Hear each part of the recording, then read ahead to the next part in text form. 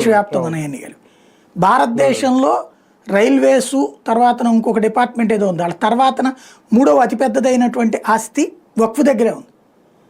కానీ అతి పేదరికంలో ఉన్నది ముస్లింలే. వీళ్ళు ముస్లింలకి ఏమైనా చదివిస్తున్నారా? మంచి ఉన్నత స్థితి ఏమైనా ఇస్తున్నారా? లేదు కదా.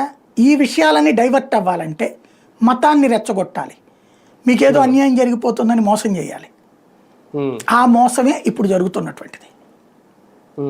దీని ద్వారా ఇప్పుడు ఎన్డీఏలో ఉన్న పార్టీలన్నీ మరొకసారి ఒకే వేదిక మీదకి వచ్చే అవకాశం ఉంటుందా?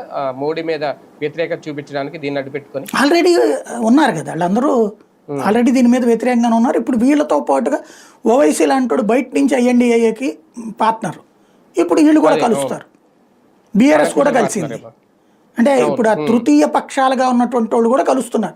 లైక్ ఇప్పుడు వైసీపీ దీంట్లో వ్యతిరేకంగా ఓటేసింది కదా, వాళ్ళు కూడా వీళ్ళందరూ కూడా కలుస్తున్నారు ఇప్పుడు ఎన్డీఏ మద్దతుగా. అది నడుస్తుంది తాజాగా.